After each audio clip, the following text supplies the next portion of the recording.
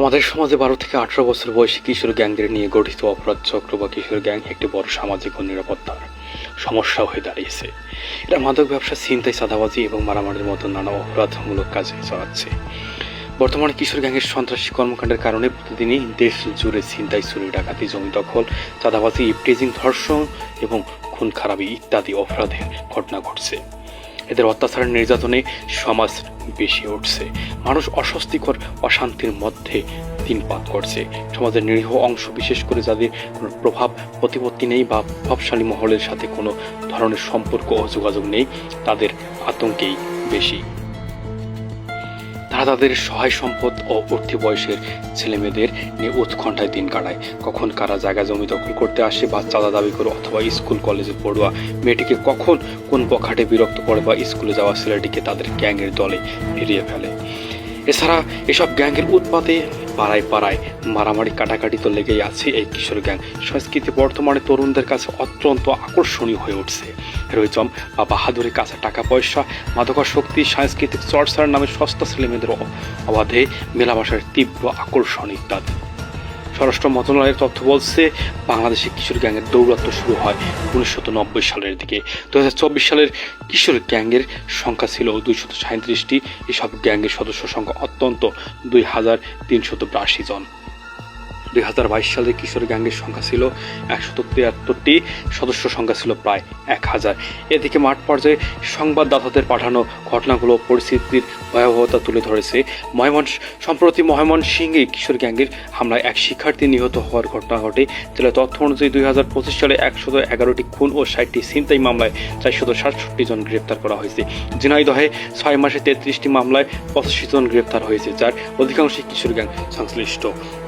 অন্যদিকে চট্টগ্রাম মহানগর পুলিশ সূত্রে জানা যায়, সেখানে প্রায় 200 সক্রিয় কিশোর গ্যাংয়ে প্রায় 1400 সদস্য রয়েছে। গত 6 মাসে 548টি অপরাধে তাদের সম্পৃক্ততা পাওয়া গেছে এবং 64 জন প্রভাবশালী ব্যক্তি পৃষ্ঠপোষকতার তথ্য মিলেছে। একই চিত্র দেশের অন্য জেলাগুলোতে। লালমনিরহাট জেলাতে কিশোর গ্যাংয়ের তাণ্ডবে ছুরিকাঘাতে পথচারী গুরুতর আহত হয়েছেন এবং একজন আটক হয়েছেন 2025 সালের এপ্রিল মাসে। লালমনিরহাটে আদিতমারি উপজেলার সাপটিবাড়ি বাজারে 3 সাংবাদিকের ওপর কিশোর গ্যাংয়ের বাহিনী হামলা করেছে বলে অভিযোগ উঠেছে। 2025 সালের 16 মে সকালে সাপটিবাড়ি বাজারে তথ্য সংগ্রহ হয়ে গেলে কিশোর গ্যাংয়ের হাবি বাহিনী তাদের ওপর হামলা চালায়। লালমনিরহাটে 2025 ও 26 সালে কিশোর গ্যাংয়ের তৎপরতা ও অপরাধমূলক কর্মকাণ্ড ও আশঙ্কাজনকভাবে বৃদ্ধি পেয়েছে। গত 24 সালের 5 আগস্টের পর রাজনৈতিক পট পরিবর্তনের পর এবং চলতি বছরের শুরু থেকে জেলা ও বিভিন্ন উপজেলা, পাড়া, মহল্লা এই উঠতি বয়সী অপরাধী চক্রগুলো চরম বিপ্লব হয়ে উঠেছে। স্থানীয় রাজনৈতিক মহলের ছত্রছায়া এবং মাদক কারবারের বিস্তারের কারণে এই গ্যাংগুলো সাধারণ মানুষ ও সাংবাদিকদের ওপর ধারাবাহিক হামলা চালাচ্ছে।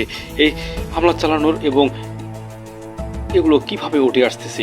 এক রাজনৈতিক ছত্রছায়া 5 আগস্টের পর অনেক শিশু সন্ত্রাসী আত্মগোপনে গেল। কিশোর গ্যাংগুলো স্থানীয় নতুন বড় ভাইদের আশ্রয়ে আরও বেশি হিংস্র হয়ে উঠেছে। মাদকের প্রভাব।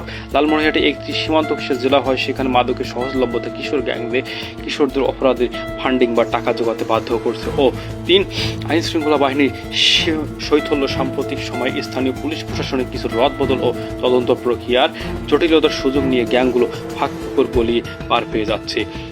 2024-25-এ 2 বছরে কিশোর গ্যাংয়ের সংখ্যা বেড়েছে 37%। এলাকায় আধিপত্য বিস্তার ও মহড়া দেওয়া, স্কুল কলেজের সামনে ইভটিজিং, নারীদেরকে উত্ত্যক্তকরণ, মাদক সেবন ও খুচরা কেনাবেচার জড়ানো, তুচ্ছ ঘটনাকে কেন্দ্র করে রক্তক্ষয়ী সংঘর্ষ ও খুন, এসবই হচ্ছে কিশোর গ্যাংদের মূল লক্ষ্য। একটাবার কি চিন্তা করে দেখেছেন, যদি এই কিশোর গ্যাংদের উৎপাত বন্ধ করে দেওয়া না যায়, যদি তাদেরকে প্রতিরোধ করে তুলে, তাদের যদি প্রতিবাদ করা না যায়, তাদেরকে যদি জেল হাজতে ভরে দেওয়া না যায়, তাহলে একটাবার চিন্তা করে দেখেন, আপনার আমার স্কুল পড়ুয়া মেয়েদের নিরাপত্তা কোথায়?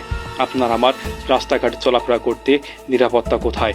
আর যদি তাদেরকে এই কিশোর গ্যাংয়ের সন্ত্রাসী কার্যক্রম, ইভটিজিং, ধর্ষণ, খুন খারাপি, মারামারি ইত্যাদি মাদক ব্যবসা বন্ধ করে দেওয়া না যায়, তাহলে আপনার আমার নিরাপত্তা থাকবে না। আল্লাহ হাফেজ।